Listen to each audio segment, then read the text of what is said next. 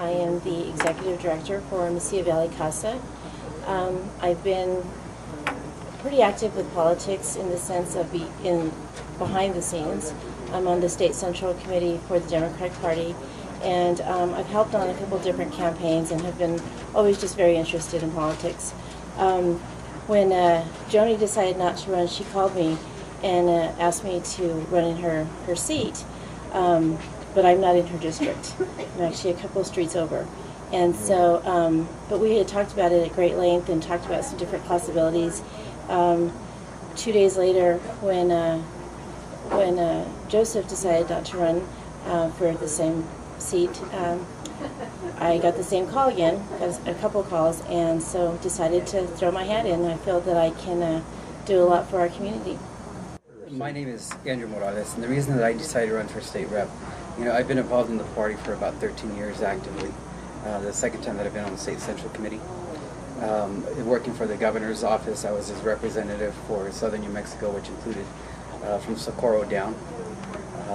At one point, I became the director of constituent services for the governor's office up in Santa Fe, where my team handled all the concerns and issues that people had throughout the state. From there, which was a very good experience, we were able to cut down the response time from 3 days to 24 hours, which is really good. The governor asked me to be the executive director of the New Mexico Border Authority, and we were very successful there. We were able to secure more money from the federal level and from grants that were actually allocated to other states into New Mexico. And then from there I became the city manager of the city of Solon Park.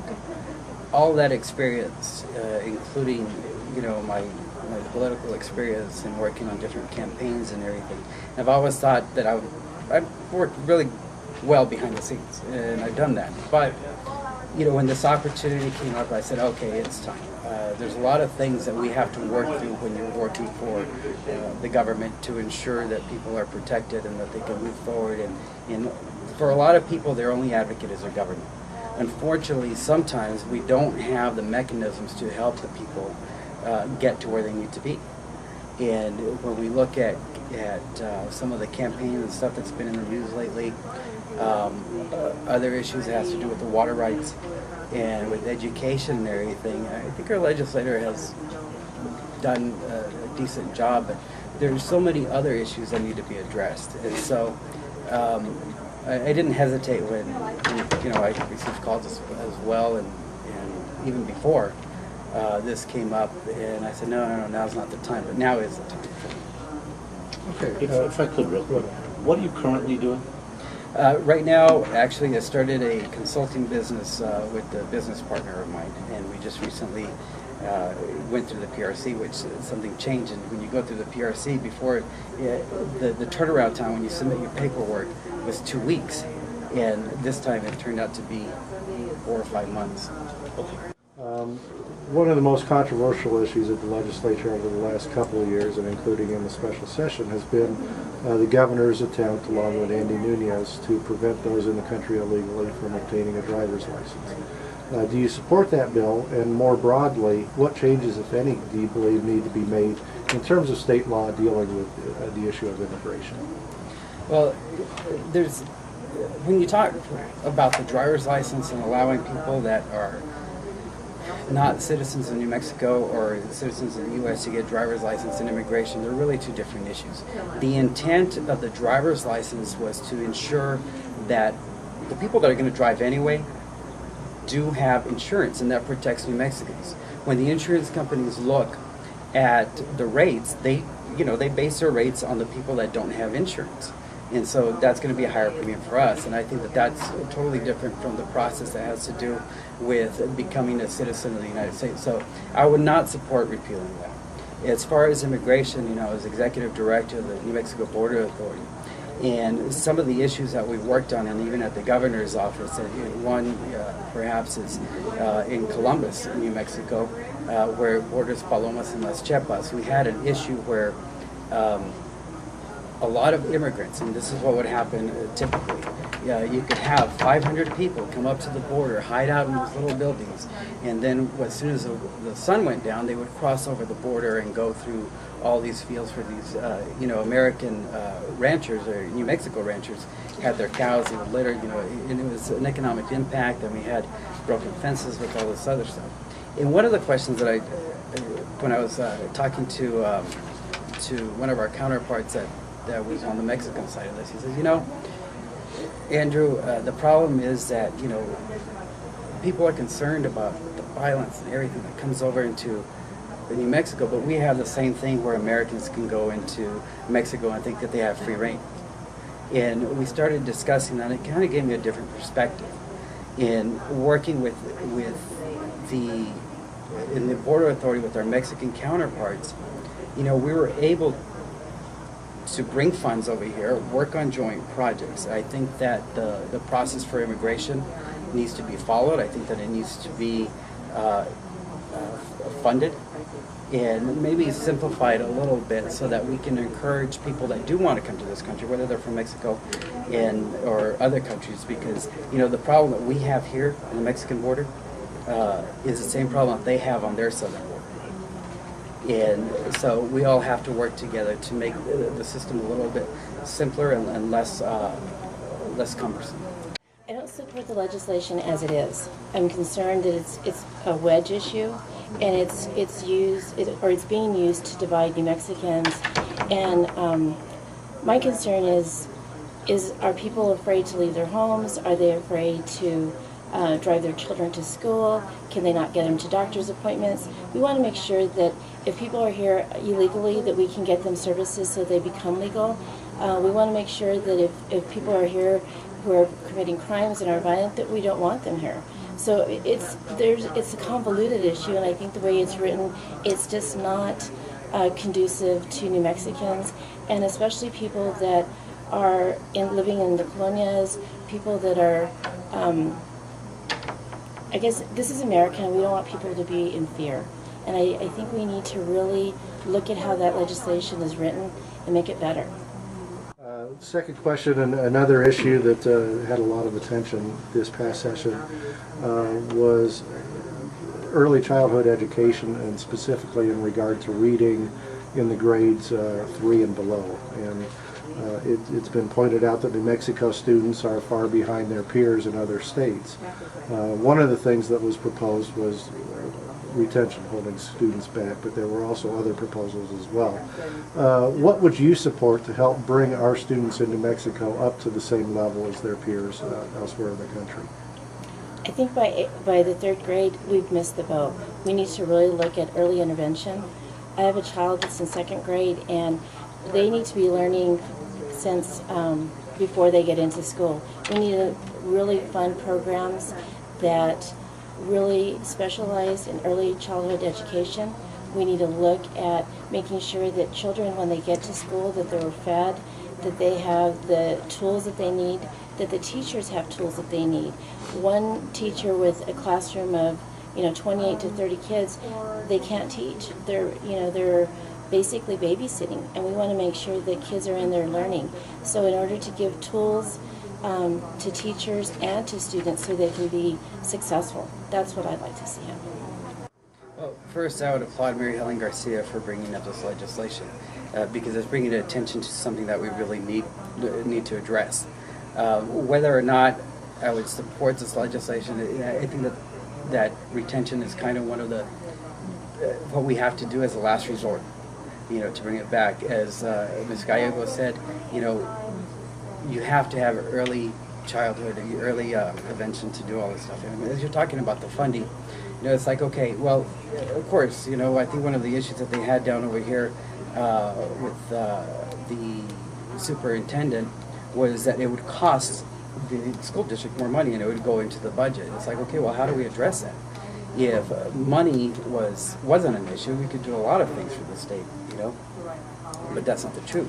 So how do we address the funding? Maybe we look at the land grant funding, and we put in like 1.5% as a permanent fund to help support the school system. I think that we do need to support programs that get their parents more involved in their students' education.